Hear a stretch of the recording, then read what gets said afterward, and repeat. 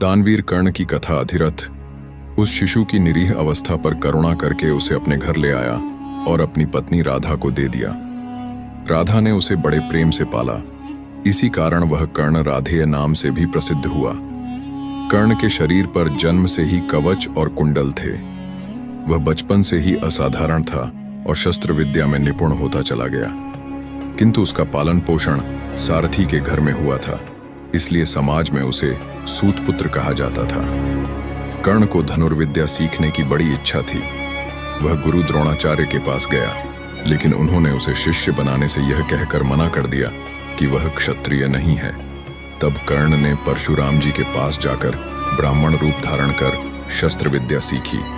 परशुराम ने उसे सभी दिव्यास्त्रों का ज्ञान दे दिया। एक दिन परशुराम जी कर्ण की जांघ पर सिर रखकर सो रहे थे। तभी एक भयंकर कीट आकर कर्ण की जांघ में काटने लगा, परंतु कर्ण ने गुरु की नींद खराब ना हो इसलिए दर्द सह लिया। जब परशुराम की नींद खुली तो उन्होंने देखा कि कर्ण की जांघ से रक्त बह रहा है। उन्हें संदेह हुआ कि यह ब्राह्मण नहीं हो सकता, क्योंकि कोई ब्राह्मण इतनी पीड़ा सह नहीं सकता। तब कर्ण ने सच बता दिया कि वह सूतपुत्र है। परशुराम क्रोधित हो गए और उसे शाप दे दिया कि जब युद्ध में उसे ब्रह्मास्त्र की आवश्यकता होगी तब वह मंत्र भूल जाएगा। इसके बाद कर्ण ने अपनी वीरता सिद्ध करने के लिए कौशल दिखाना चाहा। एक बार हस्तिनापुर में अर्जुन ने अपना कौशल दिखाया, तब कर्ण ने भी अर्जुन को ललकारा, लेकिन उसकी जाति के कारण कुरु सभा में उसका अपमान हुआ। तभी दुर्योधन ने उसे अंग देश का राजा बना दिया और उससे मित्रता कर ली। कर्ण जीवन भर दुर्योधन का सच्चा मित्र बना रहा।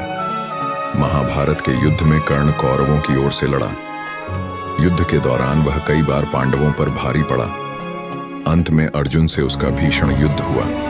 तभी कर्ण के रथ का पहिया कीचड़ में धंस गया। कर्ण ने युद्ध रोकने की प्रार्थना की, लेकिन श्री कृष्ण ने अर्जुन से कहा कि यह वही समय है जब कर्ण को मारा जा सकता है। अर्जुन ने अवसर पाकर कर्ण को बाण से मार डाला।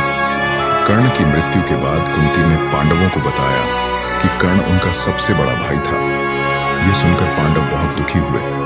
कर्ण अपने दानवीर स्वभाव के लिए आज भी याद किया जाता है। कहा जाता है कि उसने कभी किसी याचक को खाली हाथ नहीं लौटाया। मृत्यु से ठीक